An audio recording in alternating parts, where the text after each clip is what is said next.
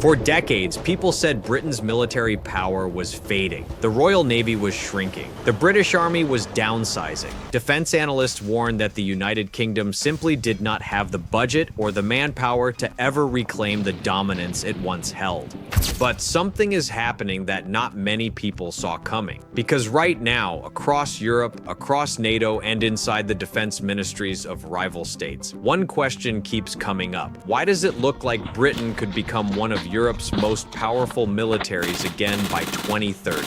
This is not just hype or nostalgia. It comes from what British officials have announced, what defense industries are building, and what NATO and allied reports have confirmed publicly. It comes from carrier strike groups, nuclear submarines, advanced combat aircraft, and a defense budget that the UK government has committed to raising to about 2.5% of GDP by 2030, a figure confirmed in ministerial statements and widely reported in coverage of Britain's updated integrated review. And to understand how Britain reached this point, you need to see the full picture, not just the headlines about new ships or new jets, but the strategy behind them. Because if the next 5 years go the way London expects them to, the United Kingdom will not just be a strong European power. It could realistically sit near the top of European military power again, alongside France and a heavily armed Poland. It is impossible to understand Britain's possible resurgence without understanding its decline. After the Cold War, the UK went through a long period of defense cuts. Governments from different parties reduced troop numbers, scrapped ships, delayed upgrades, and scaled back armored forces.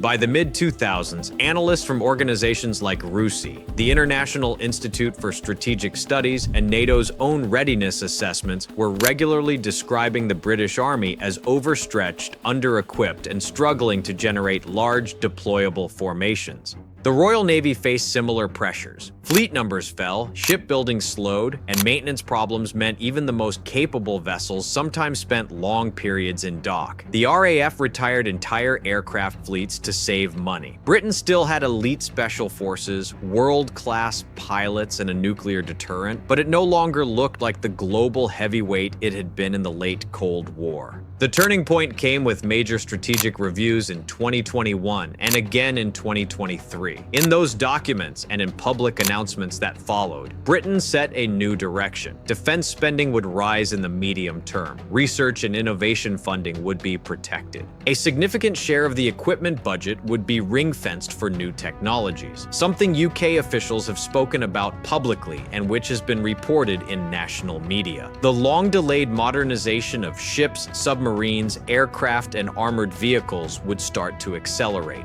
The clearest signal came from money. UK governments have repeated the same political commitment. Britain aims to move towards spending around 2.5% of GDP on defense by 2030, subject to economic conditions. That ambition has been confirmed in official statements and reported widely in NATO-focused coverage. In percentage terms, that would put the UK among the higher spenders in Western Europe, although Poland already spends much more as a share of GDP at around 4%, according to recent NATO figures. In absolute spending, however, the UK would remain one of Europe's biggest defense investors, comparable to or ahead of France. For Britain, the message was that the era of automatic decline was over and a rebuild had begun. If Britain is going to sit near the top of European military power by 2030, the Royal Navy will be one of the main reasons. It is already one of the most globally deployed navies in Europe, something routinely highlighted in NATO maritime briefs and defense reports. But what matters most is where the Navy is heading. At the center of that growth is the Carrier Strike Group. HMS Queen Elizabeth and HMS Prince of Wales are the only large-deck aircraft carriers in Europe capable of operating fifth-generation stealth fighters. France has a highly capable nuclear-powered carrier in Charles de Gaulle, but only one, and its next-generation replacement is planned for the late 2030s. Britain, by contrast, is expected to have 2 operational carriers into the 2030s, giving it higher potential availability and redundancy in European waters. Analysts at IISS and elsewhere often note that having 2 carriers significantly improves the odds that at least one is ready for deployment at any given time. A carrier is only as powerful as the aircraft it launches. By 2030, Britain is expected to operate at least 48 F-35B Lightning II stealth fighters, with senior officials hinting that more may follow over time. These jets are already flying from UK carriers and land bases. Their ability to conduct long-range precision strike, intelligence, and maritime targeting makes Britain the only European country today with the true fifth-generation carrier aviation capability, something repeatedly highlighted in NATO exercise reporting where British F-35s integrate closely with US forces. Around those carriers, the surface fleet is changing. The Royal Navy is bringing in a new generation of frigates. Type 26 ships focused on anti-submarine warfare and advanced escort roles are in construction and entering sea trials. Type 31 frigates, designed for more general purpose and presence missions, are also being built. UK Ministry of Defence and shipyard publications lay out delivery plans stretching into the early 2030s. If these projects stay broadly on track, the Royal Navy will field one of Europe's most modern surface fleets by the end of the decade. But Britain's biggest maritime advantage is not just on the surface, it is under it. The UK's nuclear-powered attack submarines, the Astute class, rank among the most sophisticated in the world.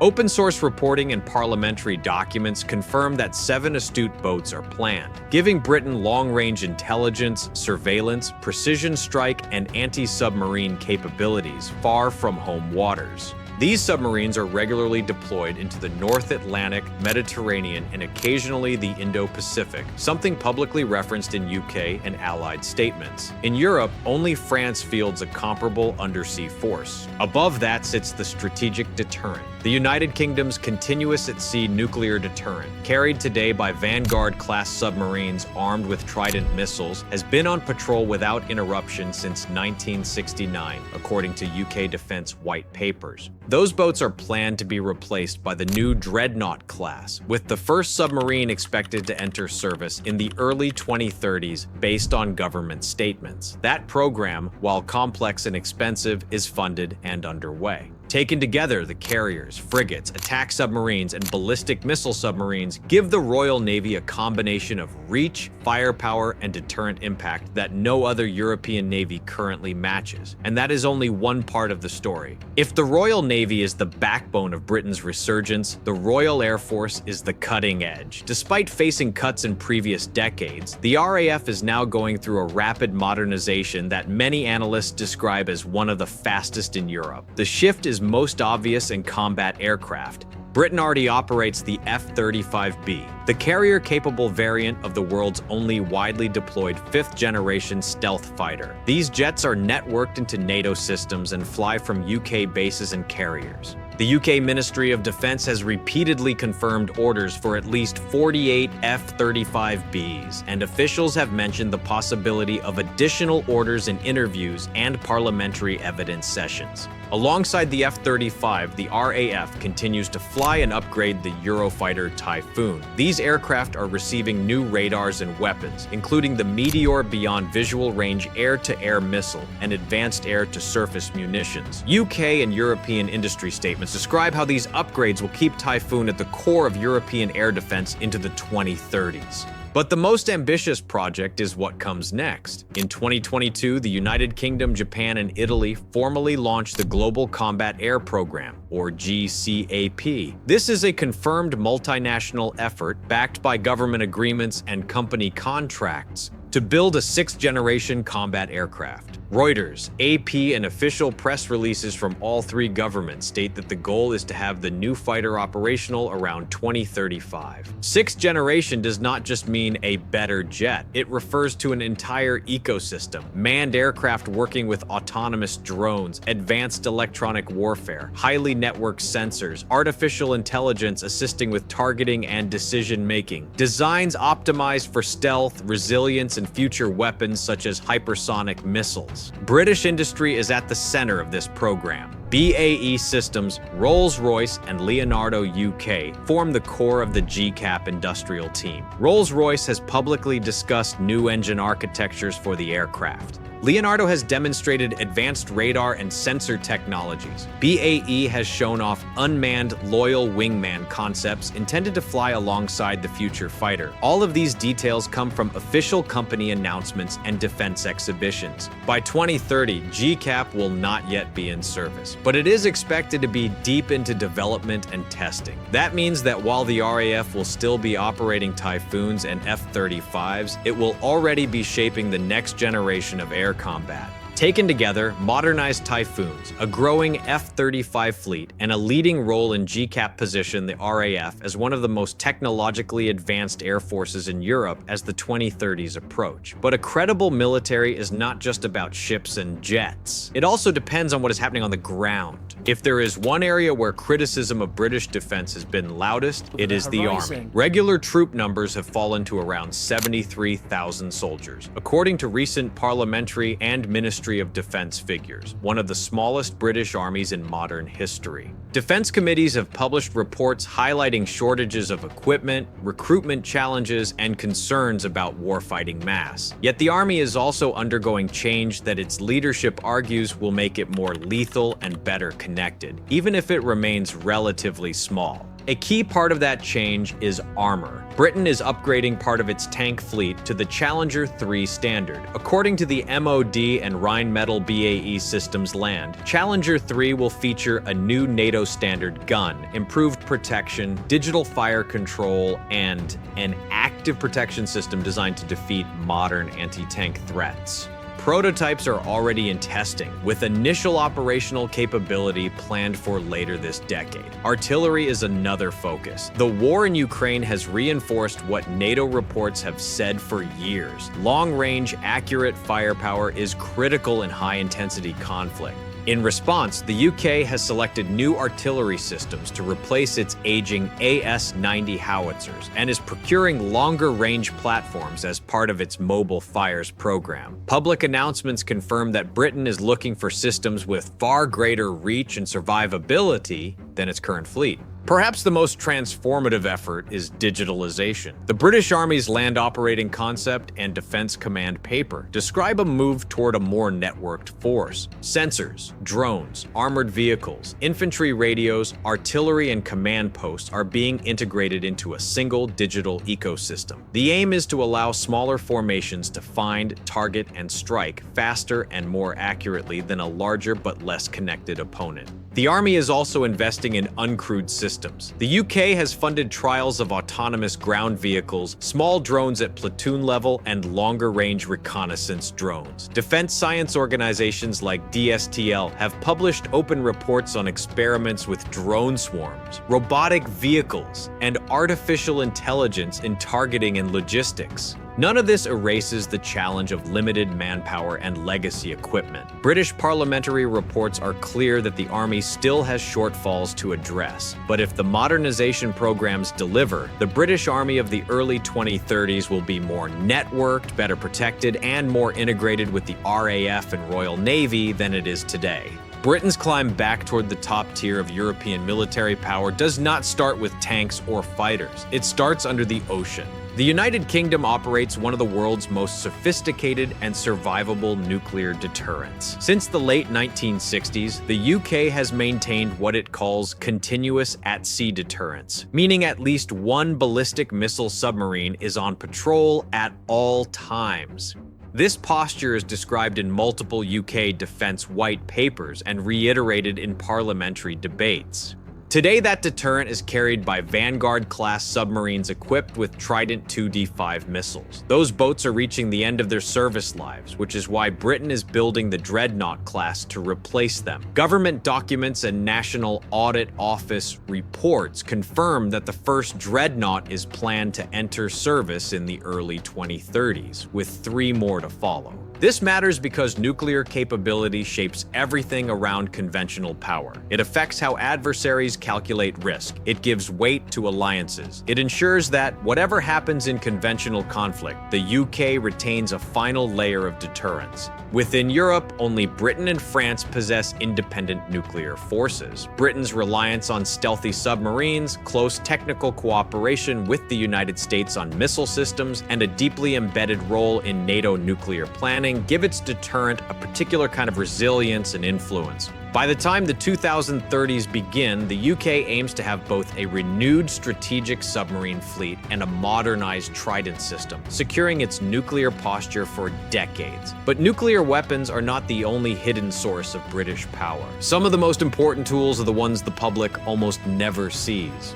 To understand why Britain could be one of Europe's most powerful militaries again, you have to look at the domains that do not feature in recruitment adverts, but do shape modern war. Intelligence is one of them. The UK is a founding member of the Five Eyes Intelligence Alliance with the United States, Canada, Australia, and New Zealand. This network is often described by analysts as the most capable signals and intelligence sharing partnership in the world. Britain sits at its core, hosting key listening, analysis, and cyber operations. GCHQ, the UK's Signals Intelligence and Cyber Agency, has publicly discussed operations that disrupted malicious cyber campaigns linked to hostile states. The National Cyber Security Center, part of GCHQ, regularly publishes advisories on state-backed hacking from Russia, Iran, North Korea, and others. British officials have confirmed that the UK maintains offensive cyber capabilities that can be used against hostile infrastructure and military networks. Modern warfare increasingly runs on information. Satellites, secure communications, electronic jamming, sensors,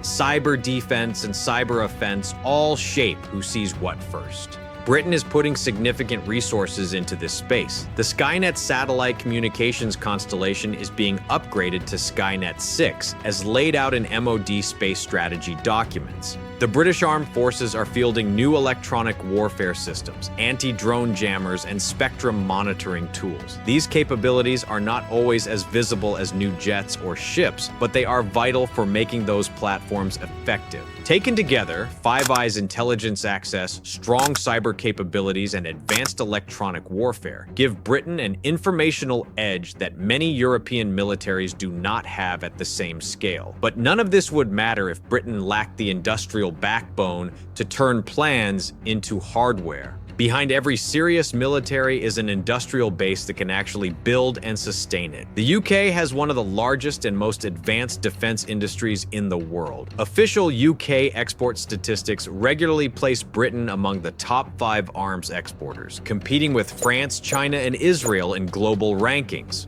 A small number of major companies play an outsized role. BAE Systems, Rolls-Royce, MBDA, Leonardo UK, and others build fighter jets, missiles, artillery systems, naval guns, radars, and nuclear submarine reactors. Many of these firms export heavily, with deals in recent years involving Poland, Saudi Arabia, Qatar, Australia, Japan, Turkey, and Italy. Those agreements are documented in UK government export reviews and industry press releases. The war in Ukraine has triggered a wider European push to rearm. NATO countries have increased orders for artillery, air defense systems, and armored vehicles. British industry has benefited from this, with joint ventures like Rheinmetall BAE Systems Land expanding production and MBDA increasing missile output.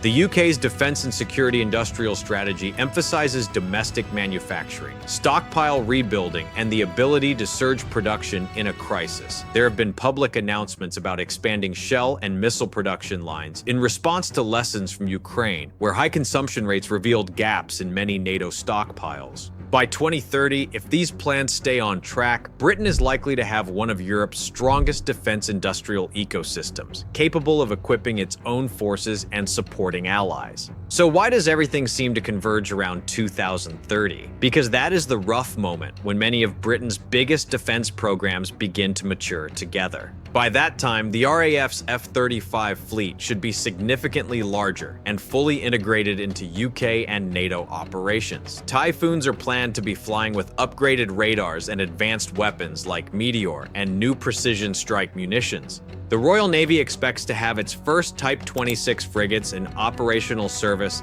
and Type 31s entering global presence missions. The Dreadnought class should be close to replacing Vanguard in the nuclear deterrent role. New electronic warfare, cyber and space capabilities will have been folded into day-to-day operations. Ammunition production and missile lines are being scaled up now in response to lessons from Ukraine. In other words, 2030 marks the point where the UK stops only planning to modernize and starts living with the results of that modernization. If London maintains this path, then by 2030, the answer to the question, why could Britain become one of Europe's most powerful militaries again, will be simple.